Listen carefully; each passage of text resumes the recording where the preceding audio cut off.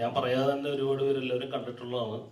അത് വശ്വന്ത് കോക്ക് ചെയ്യുന്ന സിനിമകളെല്ലാം, അയാൾ പറയുന്നത് എല്ലാ സിനിമകളും സൂപ്പർ ഹിറ്റ് ആയിട്ടുണ്ടോ എന്നാണ് എൻ്റെ ആദ്യത്തെ ചോദ്യം. അയാൾക്ക് പറയാം, അയാൾക്ക് ക്രിട്ടിസൈസ് ചെയ്യാം, അത് അയാളുടെ അവകാശമാണ്. ഞാനൊരു സിനിമ ഡയറക്റ്റ് ചെയ്യുന്ന പോലെ തന്നെയാണ്, അത് അയാളുടെ ഒപ്പീനിയനാണ്. He can talk to audience. But I want asking to you, എന്തുകൊണ്ട് അയാൾ പറയുന്ന എല്ലാ സിനിമകളും ഹിറ്റായിട്ടുണ്ടോ? അയാൾ പറയുന്ന എല്ലാ സിനിമകളും നല്ലതാണോ? ജനങ്ങൾ സ്വീകരിച്ചിട്ടുണ്ടോ? അപ്പോൾ അത് അദ്ദേഹത്തിൻ്റെ മാത്രം ഒപ്പീനിയനാണ്, അദ്ദേഹം കാണുന്ന കാര്യമാണ്. അദ്ദേഹത്തിന് സിനിമ, അയാൾക്ക് നെഗറ്റീവ് പറഞ്ഞാൽ അയാൾക്ക് വ്യൂസ് കിട്ടണമെന്നുണ്ടെങ്കിൽ അദ്ദേഹം ചിലപ്പോൾ സംസാരിച്ചിരിക്കും. അത് എന്നെ സംബന്ധിച്ചിട്ട് ഞാൻ നേരത്തെ പറഞ്ഞ പോലെ എൻ്റെ എഫേർട്ടിനെയാണ് അയാൾ ചോദ്യം ചെയ്തത്. അയാൾക്ക് ഒരു സിനിമ കാണുമ്പോൾ നമ്മൾ ആ സിനിമയിലെ കഥയിലോ അല്ലെങ്കിൽ ആ എന്തെങ്കിലും വിഷ്വലിലോ അല്ലെങ്കിൽ എന്തെങ്കിലും മേക്കിങ്ങിൽ ഇഷ്യൂസോ അങ്ങനെയൊക്കെ അദ്ദേഹത്തിന് പറയാം. അദ്ദേഹം പറയുന്നത് എന്താ, ഒരു ക്യാരക്ടർ വന്നു അയാൾ പോയി, ഇയാൾ പറയുന്ന ഇതിനകത്ത് ഏറ്റവും വലിയ പ്രശ്നം ഒന്നെന്നറിയോ, ഫോൾട്ട് സംഭവിച്ചിരിക്കുന്നത്. ഞാനിപ്പോൾ ഇങ്ങനെ പറയാൻ പോലും കാരണം, ആ യൂട്യൂബിൽ ഇപ്പോൾ വന്നിരിക്കുന്ന അദ്ദേഹം പറഞ്ഞിരിക്കുന്ന ഈ ക്രിട്ടിസൈസേഴ്സ് നിങ്ങൾ ഒന്നുകൂടെ ഒന്ന് വാച്ച് ചെയ്താൽ നിങ്ങൾക്ക് മനസ്സിലാവും ഞാൻ പറയുന്നത് എന്താണെന്ന്. സിനിമ കണ്ടിട്ടാണോ അദ്ദേഹം ഇത് റിവ്യൂ ചെയ്തതെന്ന് എനിക്ക് നല്ല സംശയമുണ്ട്. കാരണം പറയണ ക്യാരക്ടേഴ്സ് തമ്മിൽ ഒരു ബന്ധവും ഇല്ല. അതുകൊണ്ടാണ് ഞാൻ ആദ്യം പറഞ്ഞത്, അത് എനിക്കൊരു എനർജി ആയിട്ട് ഞാൻ എടുത്തിരിക്കുന്നത്. എനിക്ക് അതൊരു പ്രശ്നമല്ല, കാരണം അയാൾ സിനിമ കണ്ടിട്ടല്ല റിവ്യൂ ചെയ്തിരിക്കുന്നത്. അയാൾ പറഞ്ഞ ക്യാരക്ടേഴ്സ് തമ്മിൽ ഒരു ബന്ധവും ഇല്ല. നിങ്ങൾ ഓരോരുത്തരും ഇതിനകത്ത് പല ആളുകളും സിനിമ കണ്ടിട്ടുണ്ടെന്നാണ് ഞാൻ വിശ്വസിക്കുന്നത്. അപ്പോൾ അവരോട് ചോദിച്ചു നോക്കാം, നിങ്ങൾ അല്ലെങ്കിൽ കണ്ട ആളുകൾ ഒന്നും കൂടെ അദ്ദേഹത്തിൻ്റെ ആ ഒരു സിനിമയെ കുറിച്ചിട്ടുള്ള റിവ്യൂ എടുത്ത് നോക്കിക്കഴിഞ്ഞാൽ മനസ്സിലാവും കഥാപാത്രങ്ങൾ അങ്ങോട്ടും ഇങ്ങോട്ടും മാറിപ്പോയിട്ടുണ്ട്. അത് തന്നെ ഏറ്റവും വലിയ ഫോൾട്ടല്ലേ? ഇത്രയും കോടി രൂപ മുടക്കി ഒരു സിനിമ എടുത്തിട്ട് സിനിമ കാണാതെ എങ്ങനെയാണ് ഇത് ചെയ്യുക? എനിക്കറിയാൻ പാടില്ല. അത് കാണുന്ന പാവപ്പെട്ട ജനങ്ങൾ ചിന്തിക്കുന്നത് എന്താ, ആ സിനിമ മോശമാണതല്ലേ ചിന്തിക്കുള്ളൂ. പക്ഷേ എന്തോ ഭാഗ്യം കൊണ്ട് അല്ലെങ്കിൽ നമ്മുടെ സത്യസന്ധത കൊണ്ട്, ദൈവത്തിൻ്റെ അനുഗ്രഹം കൊണ്ടിട്ട് ദൈവം അത് മൗത്ത് പബ്ലിസിറ്റിയിലുള്ള ആളുകൾ എത്തിച്ചുകൊണ്ട് ഇന്ന് ഇപ്പോൾ തിയേറ്ററിൽ സാധനം പോകുന്നു, എനിക്കിപ്പോൾ ഇവിടെ ഇരിക്കാൻ പറ്റി. ഇല്ലെങ്കിൽ രണ്ടാമത്തെ ദിവസം വാഷ് ഔട്ടായി പോകും. ഇത് ഒരു സിനിമയല്ല, ഇത്രയും കോടികൾ മുടക്കി ചെയ്യുന്ന സിനിമയ്ക്കൊക്കെ ഇങ്ങനെയൊക്കെ റിവ്യൂ പറഞ്ഞു കഴിഞ്ഞാൽ എവിടെ പോയി നിൽക്കും? അതാ ഞാൻ ചോദിച്ചത്. പുള്ളി പറയുന്ന എല്ലാ സിനിമയും സൂപ്പർ ഹിറ്റ് ആണ്, ഞാൻ സമ്മതിച്ചു എന്നേ. മനസ്സിലായോ? അയാളൊരു വലിയ ടെക്നീഷ്യൻ ആയിരിക്കും, എന്നെക്കാട്ടും ബ്രില്യൻ്റ് ആണ്. എനിക്ക് അറിയില്ല, ഞാനൊരു കോമൺ സെൻസ് ഉള്ള ഒരാളാണ്. അയാൾക്ക് അതിബുദ്ധിമാനാണ് അയാൾ. എങ്കിൽ അദ്ദേഹം പറയുന്ന കാര്യങ്ങൾ എല്ലാ സിനിമകളും അതുപോലെ ഇവിടെ ഹിറ്റായിട്ടുണ്ടെങ്കിൽ അല്ലെങ്കിൽ ജനങ്ങൾ സ്വീകരിച്ചിട്ടുണ്ടെങ്കിൽ ഞാൻ സമ്മതിക്കാം. അദ്ദേഹം നല്ലത് എന്ന് പറയുന്ന എത്രയോ സിനിമകളിലൂടെ ഔട്ടായിപ്പോയി. കഴിഞ്ഞ ദിവസം പോലും സംഭവിച്ചു. ഞാനത് മെൻഷൻ ചെയ്യുന്നില്ല ആരാണ് ഏതാണ് സിനിമ എന്നുള്ളത്. അത് സിനിമയിൽ നിൽക്കുന്ന ഒരു ഡയറക്ടർ എന്നുള്ള നിലക്ക് എൻ്റെ എത്തിക്സ് ആണ്, ഞാനത് കീപ്പ് ചെയ്യുന്നു. അല്ല, ഞാനത് പറഞ്ഞ കാരണം എന്തല്ലേ, നമുക്ക് ഒരാളെ പരിഹസിക്കുന്നതിനൊരു പരിധിയില്ലേ? ഒരാളുടെ കഴിവ്, ആ കഴിവ് നമ്മൾ ഇപ്പോൾ ചില ആൾക്കാർ ഇയാൾ എങ്ങനെയാണ് ഇതിങ്ങനെ ആയത്, ഇങ്ങനെ ആയതെന്ന് പറയുന്നൊരു കഷ്ടപ്പാടുണ്ട്. മനസ്സിലായില്ലേ? ആ കഷ്ടപ്പാടിനെ നമ്മൾ അളക്കണം, ഇല്ലേ? ഇപ്പം ഈ അടുത്തിടയ്ക്ക് മമ്മൂക്ക പറഞ്ഞൊരു വലിയൊരു കാര്യം, മമ്മൂക്ക പറഞ്ഞത് ഞാൻ കോമ്പീറ്റ് ചെയ്യുന്നത് ഞാൻ പണ്ട് ചെയ്ത എൻ്റെ ക്യാരക്ടേഴ്സിനോടാണ്.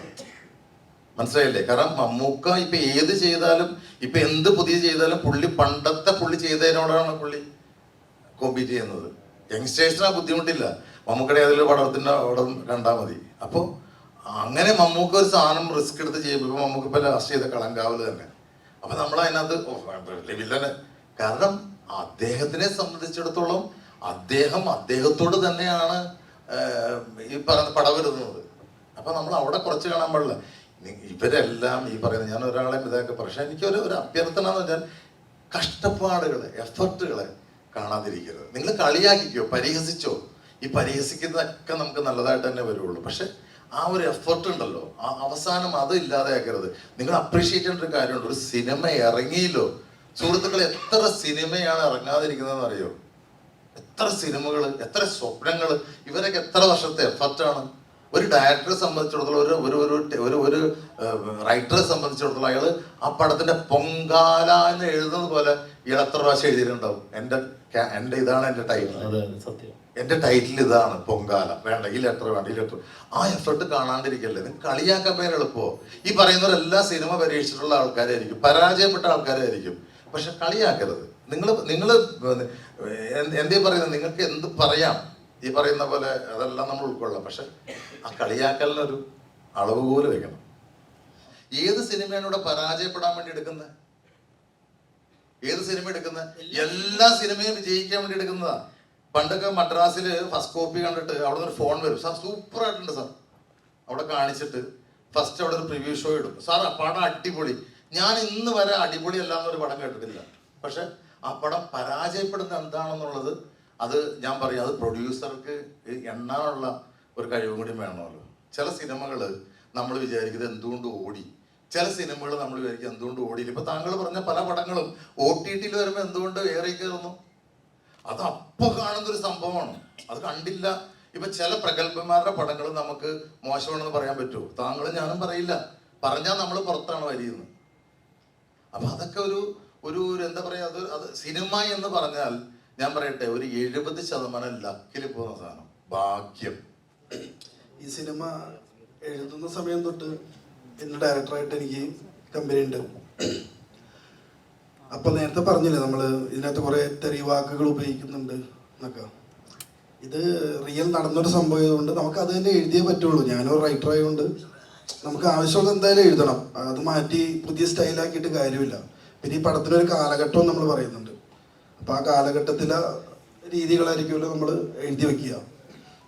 അപ്പൊ വിമർശനം കൊണ്ട് മാത്രം ഒരു പടം തോക്കൊന്നുമില്ല. ഇപ്പൊ നമ്മുടെ പടം തന്നെ ആയാലും ആളുകൾ കണ്ട് നല്ല അഭിപ്രായം പറഞ്ഞുകൊണ്ടാണ് ഇപ്പൊ ഇന്ന് ഇവിടെ ഇരിക്കുന്നത്. അപ്പൊ അതുകൊണ്ട് കൊള്ളാം, പടം അടിപൊളിയായിട്ടുണ്ട്, എല്ലാവരും കാണണം. പിന്നെ എക്സ്പീരിയൻസ് എന്ന് വെച്ച് കഴിഞ്ഞാൽ ബാബുവേട്ടൻ പറഞ്ഞ പോലെ 11 ഫൈറ്റ് ഉണ്ട് ഈ പടത്തില്. എല്ലാം ഓരോ മാസ്റ്റർമാരാണ് ചെയ്തിരിക്കുന്നത്. അപ്പൊ അത് തന്നെ വലിയ എക്സ്പീരിയൻസ് ആണ്. ഒരു പടത്തില് 4 മാസ്റ്ററോട് വർക്ക് ചെയ്യാന്ന് പറയുന്നത്. പിന്നെ ബാബുവേട്ടനൊക്കെ മുന്നേ തൊട്ട് അറിയുന്ന ഒരാളാണ്. ഞാൻ ആദ്യമായിട്ടാണ് ബാബുവേട്ടനോട് വർക്ക് ചെയ്യുന്നത് തന്നെ, അല്ലേ? പേഴ്സണലി ബന്ധമുണ്ടെങ്കിലും സിനിമയായിട്ട് ഫസ്റ്റ് ടൈമാണ് വർക്ക് ചെയ്യുന്നത്. അതൊരു വലിയൊരു ഇതായിട്ട് കൂട്ടുന്നു. പിന്നെ അതെല്ലാവരും പടം കാണുക, തിയേറ്ററിൽ പോയി പടം കാണുക. നല്ലൊരു ഇടിപ്പടം തന്നെയാണത്. ഇപ്പം ഒരു പടം ഇറങ്ങാൻ അല്ലെങ്കിൽ സ്റ്റാർട്ടപ്പ് ആവാൻ തന്നെ ഇഷ്ടംപോലെ സ്ട്രഗിൾസ് ആണ്. അതേനെക്കാട്ടിയും കഷ്ടപ്പാടാണ് ഒരു പുതിയൊരു ആർട്ടിസ്റ്റിന് വരാൻ തന്നെ. ഞാൻ കൊച്ചിലെ തൊട്ടുണ്ട്, എന്നാലും ലൈക്ക് ഇത്രയും വലിയ മാസീവ് ഒരു ഫിലിമിൽ ഫസ്റ്റ് ടൈമാണ്. And so I am blessed. ദൈവത്തിനോട് മാത്രം നന്ദി ഇത്രയും വലിയ ക്രൂവിനോട് വർക്ക് ചെയ്യാനായിട്ട്. ആൻഡ് സോങ് ഞാൻ അതിൻ്റെ അകത്ത് അഭിനയിച്ചിട്ടെന്നേ ഉള്ളൂ. അത് ബാക്ക് ചെയ്തേക്കുന്നത് ഹന്നാൻ ചേട്ടനാണ്. സോങ് പാടിയത് നമ്മളെല്ലാവരും ഹന്നാൻ ഷാ. ആൻഡ് രഞ്ജൻ ചേട്ടനാണ് എൻ്റെ മ്യൂസിക് കമ്പോസ് ചെയ്തേക്കുന്നത്. So super happy. ആൻഡ് എന്തായാലും ഇപ്പം ബില്ലേട്ടൻ പറഞ്ഞ പോലെ in the beginning first 2 days നമുക്ക് ഇഷ്ടംപോലെ നെഗറ്റീവ് റിവ്യൂസ് ഉണ്ടായിരുന്നു. പക്ഷേ in the end of the day നമുക്ക് എല്ലാവർക്കും ജസ്റ്റിസ് എല്ലാവർക്കും കിട്ടും. നല്ലൊരു സാധനമാണ്, നല്ലൊരു കണ്ടന്റാണ്, അതിന് ക്വാളിറ്റി ഉണ്ട്. എന്തായാലും ജസ്റ്റിസ് ഡിസേർവ്ഡ് ആണ്. നമുക്ക് പൈസ മുടക്കുന്നില്ല. ഇപ്പം ഞാനൊരു കാര്യം പറയാം, എൻ്റെ സിറ്റുവേഷൻ അനുസരിച്ചാണെങ്കിൽ ഞാനിപ്പം പടം അഥവാ എനിക്ക് ലോസ് വന്നു കഴിഞ്ഞാലും അങ്ങനെ എന്തെങ്കിലും വന്നാലും ഞാനത് തരണം ചെയ്യും. പക്ഷേ വേറൊരു പാർട്ടിയാണ്, വ്യക്തിയാണെങ്കിൽ ഏതെങ്കിലും വീടോ പണയോ എന്തെങ്കിലും വെച്ച് സിനിമ ഫാഷന് വേണ്ടി ഇറങ്ങി ആ പടം കംപ്ലീറ്റ് ചെയ്ത് അത് ഫസ്റ്റ് ദിവസം റിലീസിന് പോകുമ്പം തന്നെ ഇങ്ങനെയുള്ള കുറേ ടീമുകൾ ചിലപ്പോൾ അവരിതുകൊണ്ട് ജീവിക്കുന്നതായിരിക്കാം, പക്ഷേ ഒറ്റ ദിവസം കൊണ്ട് തന്നെ അവനെ മിക്കവാറും കൊല്ലും. മനസ്സിലായി? കാരണം തൂക്കിലെടുക്കേണ്ടി വരും. അപ്പോൾ അങ്ങനെയൊന്നും ചെയ്യാതിരിക്കുന്നതാണ് ഏറ്റവും നല്ലത്. പക്ഷേ നമ്മളെ സംബന്ധിച്ച് നമുക്കിപ്പം അഥവാ നഷ്ടം കുറച്ച് വന്നാലും നമ്മൾ സേഫായിട്ട് തന്നെ പോകും, കുഴപ്പമില്ല. പക്ഷേ മറ്റുള്ളവരെ ഇതൊക്കെ വരുമ്പോഴത്തേക്ക് അവരൊക്കെ ഓട്ടോമാറ്റിക് ചിലപ്പോൾ സൂയിസൈഡ് ചെയ്യേണ്ടി വരും. അതുകൊണ്ട് കഴിയുന്നതും ഇങ്ങനെയൊന്നും ഈ പടം കാണാതെ മാർട്ടിനെ മാർട്ടിനാക്കി ഒന്നും പറയാതെ പടം പോയി കണ്ടിട്ട് കറക്റ്റ് റിപ്ലൈ കൊടുക്കുക. അതിൽ ഉണ്ണി ബ്ലോഗർ മാത്രം കുറച്ച് കറക്റ്റ് പറഞ്ഞിട്ടുണ്ട്, നെഗറ്റീവും പറഞ്ഞിട്ടുണ്ട്, പോസിറ്റീവ് പറഞ്ഞിട്ടുണ്ട്. പക്ഷേ മറ്റേ എന്താ പറയുക, പേരെന്താണ്, അശ്വൻ ഗോക്ക്, അത് ഞാൻ 2-3 പ്രാവശ്യം കേട്ട് അത് ബൈജുവിനെ മാർട്ടിനെ ബൈജു ആക്കി. എന്തിനാണെന്ന് എനിക്ക് മനസ്സിലായത്. ഓക്കെ, അവരൊക്കെ ഇതുകൊണ്ട് ജീവിക്കാൻ ഓക്കെ, കഴിയുന്നതും പടം കണ്ടിട്ടൊക്കെ സംസാരിക്കുക.